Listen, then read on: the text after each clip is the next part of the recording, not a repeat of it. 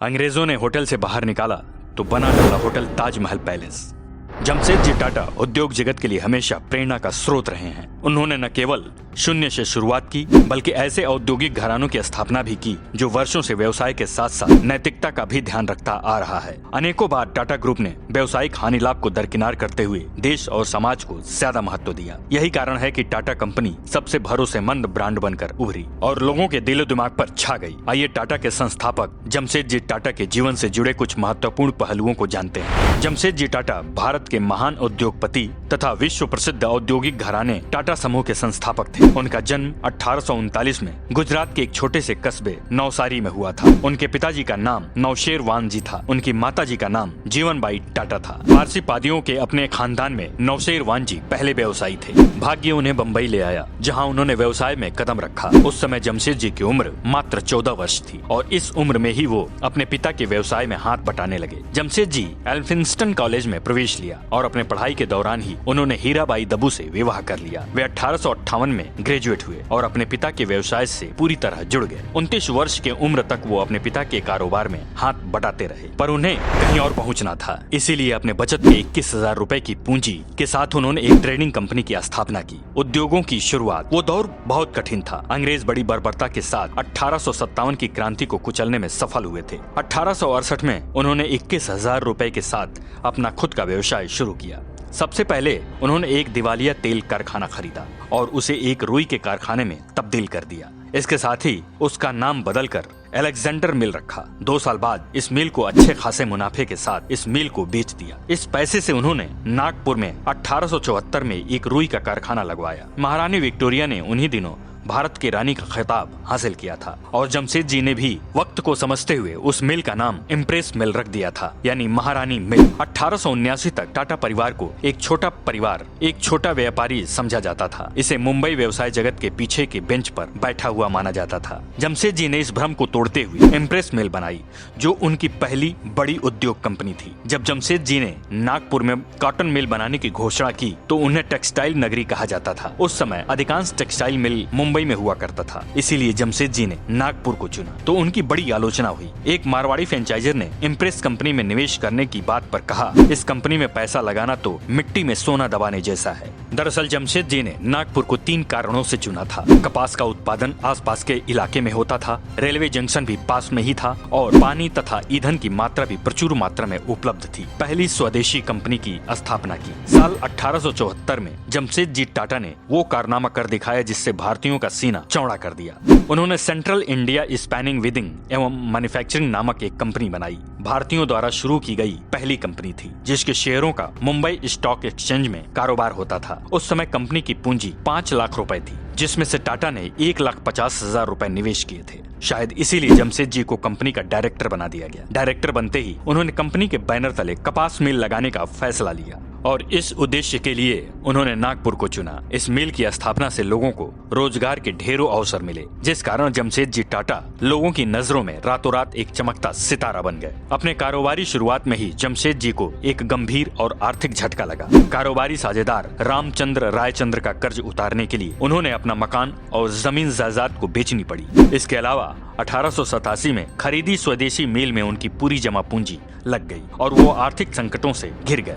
बहरहाल टाटा ने हिम्मत नहीं हारी और अंततः वो सभी संकटों से उभरकर एक बड़ा नाम बन गए, महान दूरदर्शी। जमशेद जी एक अलग ही व्यक्तित्व के मालिक थे। उन्होंने न केवल कपड़ा बनाने का नया तरीका अपनाया बल्कि अपने कारखानों में काम करने वाले श्रमिकों को भी खूब ध्यान रखा। उनके भले के लिए जमशेद जी ने अनेक श्रम नीतियाँ अपनाई। जमशेद जी को उनके कर्मचारी बहुत मानते थे क्योंकि उन्होंने अपने कर्मचारियों की हर एक सुविधा का ख्याल रखा। यही कारण था कि उनकी मिलें न अपनी उत्पादों की गुणवत्ता के लिए जानी जाती थीं, बल्कि दुनिया भर में सबसे अच्छी तरह संचालित मिलें थीं। जमशेद जी की मिलों में कई ऐसी नीतियां बनाई गई थीं जो अपने समय से दशकों आगे थीं। मिसाल के तौर पर अपने कर्मियों के प्रशिक्षण का प्रबंध किया था। उन्होंने अपने काम के घंटे कम किए, कार्यस्थलों को हवादार बनाया, भविष्य निधि और ग्रेच्युटी की शुरुआत की। उन्होंने कर्मचारियों की दुर्घटना और बीमारी लाभ देना भी शुरू किया। कर्मचारियों की छुट्टी का भुगतान भी किया। रिटायरमेंट के बाद पेंशन देने की शुरुआत की। आपको बता दें कि ये सारी सुविधाएं उस समय के पश्चिम के देशों में नहीं दी जा रही थीं।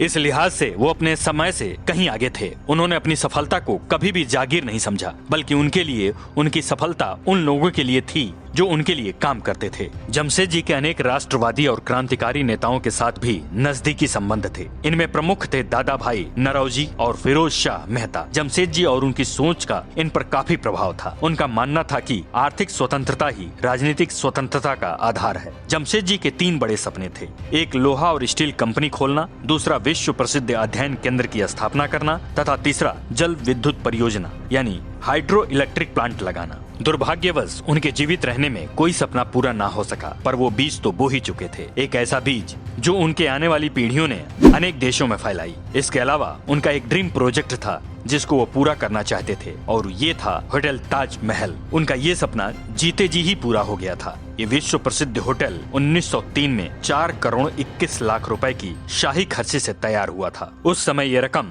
आज के अरबों रुपए के बराबर है। मुंबई की शान कहे जाने वाले होटल ताज के पीछे की कहानी भी बहुत चर्चित है। कहा जाता है कि 19वीं सदी के अंत में भारत के कारोबारी जमशेद जी टाटा मुंबई के सबसे महंगे होटल गए। दुर्भाग्य से वहां उन्हें रंग भेद का शिकार होना पड़ा। उन्हें होटल से बाहर तक जाने को कह दिया गया था, क्योंकि पहले ही वो भारत में एक शानदार होटल बनवाना चाहते थे। ऐसे में इस घटना ने उन्हें और उकसाने का काम किया। जमशेद जी टाटा ने तत्काल ये तय किया कि वे भारतीयों के लिए इससे अच्छा होटल बनवाएंगे। 1903 में मुंबई के समुद्री तट पर ताजमहल होटल पैलेस बनकर तैयार हो गया। ये मुंबई की पहली ऐसी इमारत थी जिसमें बिजली थी, अमेरिकन पंखे लगाए गए थे, जर्मन लिफ्ट मौजूद थी और अंग्रेज शिप भी थे। उस समय ये होटल अन्य होटलों की तुलना में काफी बेहतर था, जो आज भी भारत का एक धरोहर है। इसमें भी उन्होंने अपने राष्ट्रवादी सोच को दिखाया था। उन दिनों स्थानीय भारतीयों को बेहतरीन यूरोपीय होटल में घुसने को नहीं दिया जाता था, इसलिए उन्होंने ताजमहल होटल का निर्माण करवाया था ताकि भारतीय नागरिक भी विश्व स्तरीय होटल में प्रवेश कर सकें। बाद के वर्षों में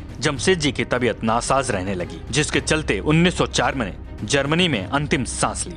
भारतीय औद्योगिक क्षेत्र में जमशेद जी का बहुत ही महत्वपूर्ण योगदान रहा। इन्होंने भारतीय औद्योगिक विकास का मार्ग ऐसे समय में प्रशस्त किया जिस समय केवल यूरोपीय विशेषकर अंग्रेजी कुशल समझे जाते थे। औद्योगिक विकास कार्यों में जमशेद जी यहीं नहीं रुके। देश के सफल औद्योगिकरण के लिए उन्होंने इस्पात कारखानों की महत्वपूर्ण योजना बनाई। ऐसे स्थानों की खोज की गई जहां लोहे के खदानों के साथ साथ कोयला और पानी की सुविधा प्राप्त हो। अंततः जमशेद जी ने बिहार के जंगलों में सिंह जिले में वो स्थान ढूंढ निकाला जहां पर वो इस्पात मिल की स्थापना कर सकते थे। आगे चलकर इस जगह का नाम बदलकर जमशेदपुर रखा गया, जिसका दूसरा नाम टाटा नगर भी है। ये शहर भारत के झारखंड राज्य में स्थित है। यह झारखंड के दक्षिण में स्थित पूर्वी सिंह जिले का हिस्सा है। साल 1907 में Tata iron and steel company यानी टिस्को की स्थापना से शहर की बुनियाद पड़ी थी। इससे पहले साक्षी नामक आदिवासी गांव यहाँ पर हुआ करता था। यहाँ की मिट्टी काली होने के कारण यहाँ पहला रेलवे स्टेशन काली माटी के नाम से बनाया गया, जिसे बाद में बदलकर टाटा नगर कर दिया गया। खनिज पदार्थों की प्रचुर मात्रा में उपलब्धता, पानी तथा कोलकाता के नजदीक होने के कारण यहाँ आज के आधुनिक शहर की नींव रखी गई थी। जमशेदपुर आज भारत की सबसे प्रगतिशील और औद्योगिक नगरों में से एक है। टाटा घराने के कई कंपनियों के उत्पादन इकाई जैसे टिस्को,